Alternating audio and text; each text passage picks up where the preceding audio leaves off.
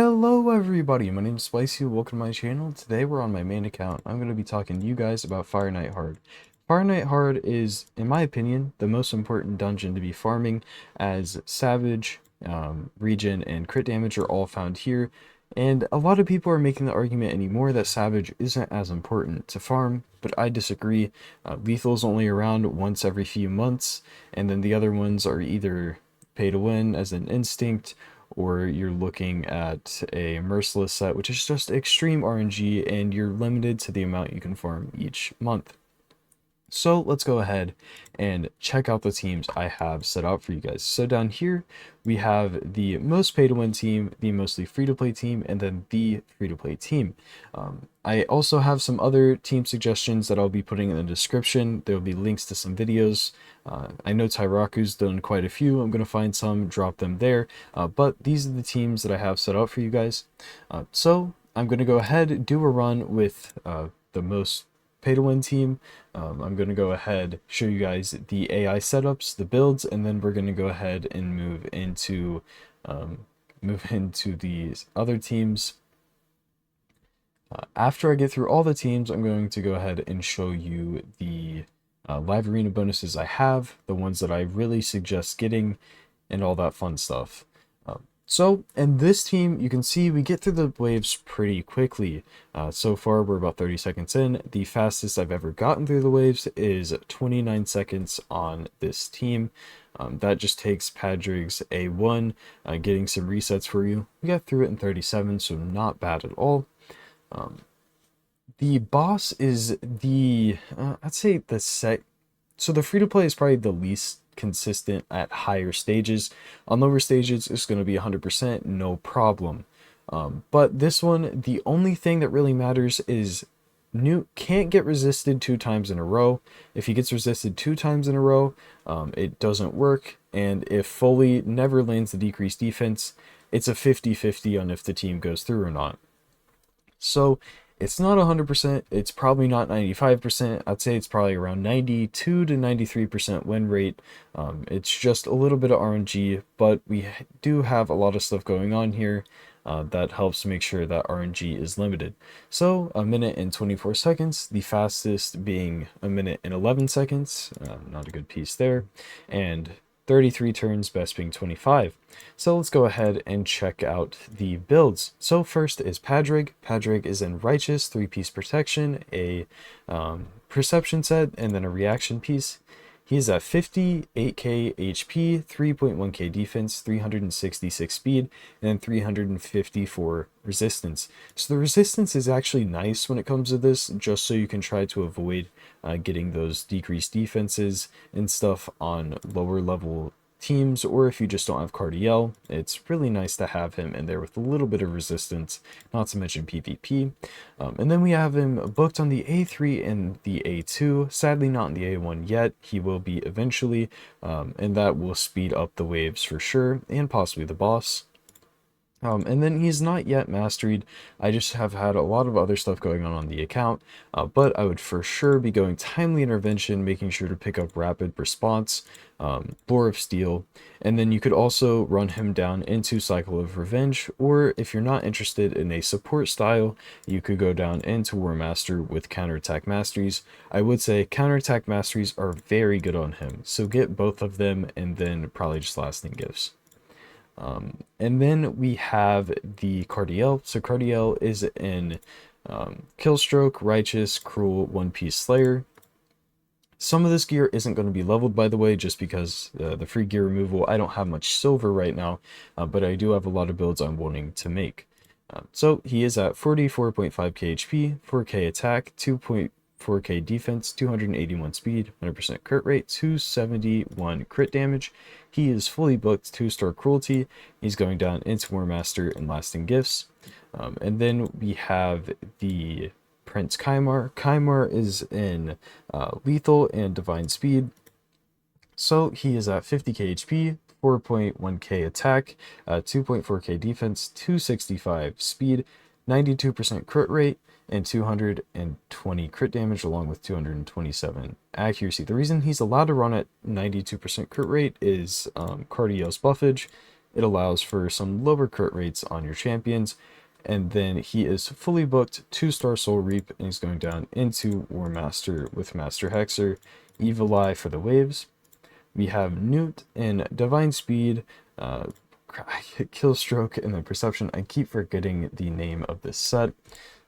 We have him at 52k HP, 4.8k defense, 279 speed, 100% crit rate, 252 crit damage, 308 accuracy, fully booked, 2-star Brim, and then he's going down into Helm Smasher, and he has Master Hexer.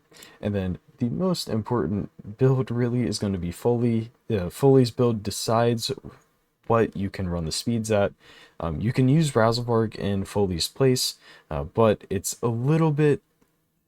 I just personally don't prefer it, as I don't have a high awakened Razelvarg. If I did have a higher awakened Razelvarg to get the to get the ignore 1% defense for every 10 levels, I would be running him. But since Foley's my main nuker anyways, I figured why not? I get him fast, and he's built really well. So he's in lethal, cruel, 1 protection, 1 supersonic. He's at 6,999 attack, 3k defense, 41k HP, 286 speed, 100% crit rate, 317 crit damage, and then 211 accuracy.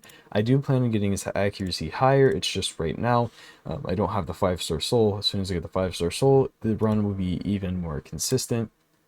And I think I'll actually be dropping him into Crushing Rend by the time I get the 5-star, because that is just a lot of ignore defense for arena, and I do think I'd prefer that. It's only going to be 2% for arena, but when it's all of this already, it just adds up and more, especially with a block revive champion. He is in Soul Reap right now, which helps the run be a bit more consistent at the end, where just in case something goes wrong, the Soul Reap can take things out.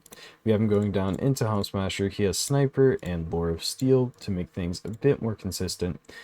And then that is the team, guys. Let's go ahead and show you the AI setup. So the AI setup for this team, we are looking at nothing with Padri at the beginning, same with Cardiel, same with Kimar. Foley's just starting A3, then nothing else. Newt's starting A2, then nothing else. Padri's using the A3 one time on the second wave. Again, Cardiel doing nothing besides allowing his A2 to run. Kimar doing nothing again. Foley focusing A3 and A2. And then Newt's A3 is turned off, his A2 is allowed to run. On the boss, we're running Padri at focusing his A2, then his A3. Cardio A3, then A2. Kimar just go with his A3. You want to turn off the A2 because you'd like the poisons for the very end of the fight. Then Foley starting A1, Newt's just focusing A3, and that is how the team works. So let's go ahead and move to the mostly free-to-play team. You've seen some of the builds already, but this team, again, a stage 10 team. Padri definitely allows for some nice stuff here, and Razelvarg is pretty crazy for the waves. He just absolutely blows things up, no problem. And if my Razelvarg was faster, this would go even faster. But Razelvarg isn't in my absolute best gear. He's in some super good gear, don't get me wrong, but he just isn't my #1 focus on my account, like my Foley and my Ragash are. I prefer the nukers over some other ones. Getting through the waves, we got through the other ones in 37 seconds. This one is going to be just a tiny bit slower than that, just barely, so 40 seconds. And then the boss is going to be what takes a little bit longer in this fight, but it's still not going to be that much of a difference. Overall, really consistent run here, really strong run, and you will see how it works here. So we had Padri open A1. What he's actually going to do here is, instead of ally attacking like you usually would with somebody that you had go A1, being an ally attacker, he brings the nice thing, being a strip, then increasing the team's speed. Now everybody's going to go in, hit it, then we're going to hit the ally attack, and we are in a very safe position at this point. As soon as we can start knocking back the turn meter, we can get some hits out there, which overall, very happy with this team's turnout. I had no idea that it was actually going to run on 10.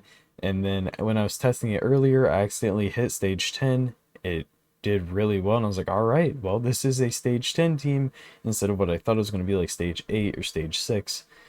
And it's just very, very nice. Valkyrie definitely is what enables this, so I wouldn't say you can run this with a Martyr unless you have a reset. When I replace Cold Heart, it's a whole different team there than what I'm running now, but I have, like I said, I have those videos where I can go ahead and put those in the description if you need some different teams with a few different champions being suggested. Alright, get through. Get another ally attack in. This team is usually around 3 minutes, which isn't bad for stage 10. It's actually kind of fast, which for any other teams, well, any other dungeon, that wouldn't be too fast, but considering how hard this content really is, that's not bad in the slightest. So Coldheart, she's smart, and Coldheart is really big for this run because she's going to be putting out the block heal, so you can consistently work down the boss instead of the other teams where if the boss gets a turn, he heals by 40% or 50% or whatever it is. All I know is that he heals a lot. This one, no? Is it in his passive? I forget. But he just heals for a lot, and it's quite annoying. So this next time that Nuke gets a hit, it should be his main ability, and he should knock out the boss. Oh, not yet. Okay, my bad. Alright, it's taken a bit longer than I thought, but that's just how RNG goes sometimes. Good RNG will allow for faster runs, or if you can slot in somebody else for some of this other stuff, then it'll be a bit faster. So Nude's actually being quite dumb with his AI here.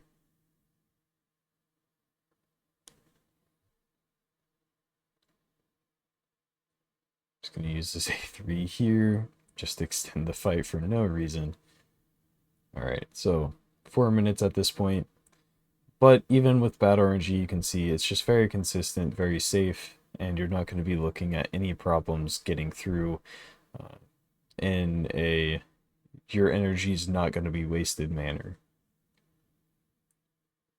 Yeah, I wish I could set this up in a different way where Newt's AI would be a little bit smarter, but he only has 3 abilities, and one of those abilities you don't want to use, and you want to start with his A1, so you're just very limited what you can do unless you change up his speed a little bit, but I have to have mine at the speed he's at, and it is what it is.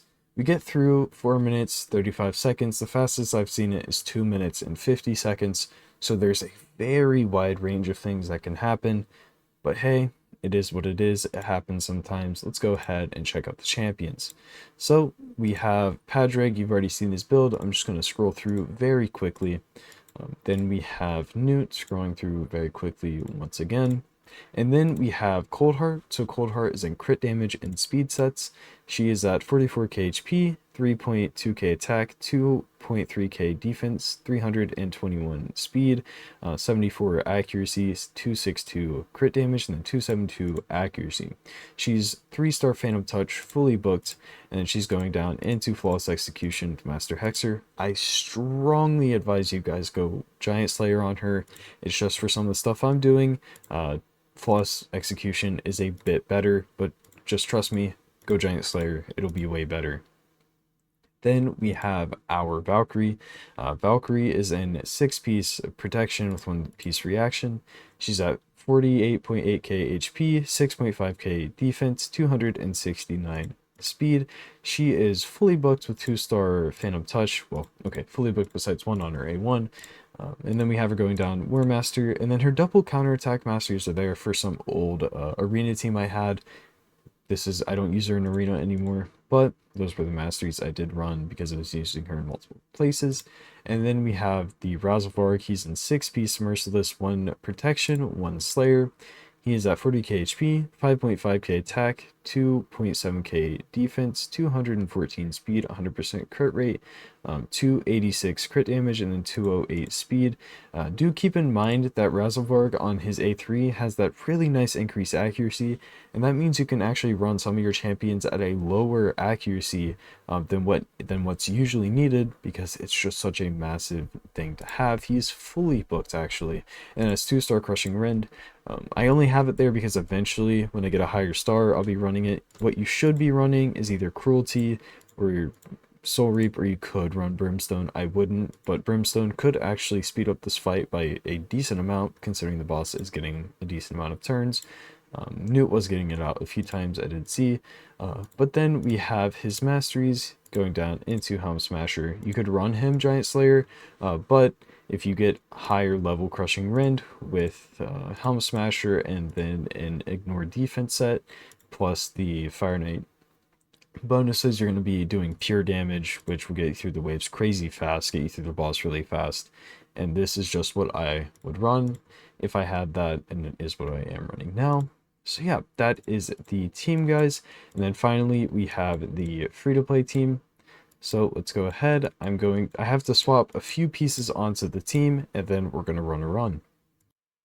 All right, so the run is going now. We're on stage 6, Fireknight Hard, and hopefully we get through this safely. There has been a few bad runs where we didn't go through, but I ran it about 30 to 40 times to get a general idea, but a few bad runs and that amount on a higher stage and what the team is really meant for is not bad at all. So hopefully on this first run we get through no problem. The waves aren't as fast as the other teams, but they're still not that slow, considering we don't have anybody in here that's known for just knocking out waves really fast. But we do have we have one repeat champion here, which is going to be Coldheart.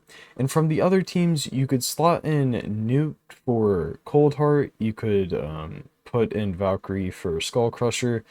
There's a lot of customization that you can do with these teams, but hopefully you get a general idea of what you can do based off of the champs I use in these, and that's really what I'm here for. I just want to see you guys progress. You guys could join my Discord through the link in the description, where you guys could show me your progress. You can ask questions about this, or if you wanted account help, that's what my channel has been built around for this whole time. But I do like doing these videos where I can show you some things to progress yourself, because really that's what it's about, is having fun, getting further into the game. Yeah, so we get through here, and the biggest issue is going to be your Skull Crusher. That's who makes this team really frustrating to run. Yeah, it is what it is. Being such a free-to-play team, you're going to have to sacrifice a few things for some consistency, and maybe changing up some builds to make sure that the team works. That is something that I had to do with my Kimar on my fastest team. I had to change him for that, along with my Sand Devil. So yeah, the only not free-to-play thing about this team is the fact that Skull Crusher is in Bolster, and you can take him out of Bolster, no problem. That is not a necessity. That's not something you need for the team at all. It's just you want regen on him, and that's just where I had some extra regen gear, and really the regen gear would be better. You do then want to get somebody in a shield set though. I would say Fat Man or Stagnite are your best options for that. Getting somebody into a shield set to make sure that the beginning of the boss is as safe as possible. But we're getting through here, 2 minutes 50 seconds so far. Hopefully we can get our debuffs back up. Yeah, there we go. We get our ally attack, and then we are back in. Ooh, Coldheart didn't get her stuff up. That's not good. There we go. And we are done with the boss. So this is going to end out, what, like 3 minutes 15? Oh, 3 minutes 14 on stage 6. Going to be a very consistent run, and it'll be even more consistent based off the changes that I said. You could put somebody in shield set, put Skull Crusher in regen set, and it'll be even better than it is. The reason you don't want to use Mithrala's actually is because you need it to cleanse off the debuffs that are put on you further into the run. So let's go ahead and check out the builds. We've already seen Cold Heart. I'm just going to scroll through really quickly. The builds are going to be pretty decent, guys, so just keep that in mind. I am doing stage 6, but you can scale them down very, very hard or for some other stages. So we have Mithrala. Mithrala's in triple perception. I actually lowered her speed for this run. So I was running her at 290 when I was trying it initially, had to lower her to 272. So she's at 75k HP, 3k defense, 272 speed, 186 resistance, and then 555 accuracy. She is fully booked with 2-star Brimstone. Now we're going down into War Master, Lasting Gifts, and Master Hexer. And then we have our Skull Crusher. So again, like I said, you can put him in regen. That's what I would recommend doing, really. But mine is in regen and perception. He is at 71.5k HP, 4k defense, 243 speed, and then 295 accuracy. He is fully booked, has 3-star Phantom Touch. I don't have masteries on him. You could run him into War Master, which is definitely what I would do. Outside of that, you could probably just drop him into Iron Skin, just to make sure he's tanky enough. And if you don't want to do any of that, you could probably throw him in Timely Intervention or Elixir of Life to help him be a bit more tanky. And then we have the Fat Man. So Fat Man, put him in Shield Set, put him in Skull Crusher in regen, and that is fully free to play. It's just the gear I had, like I said. So Fat Man is an Immortal and One Piece Stone Skin in a speed set.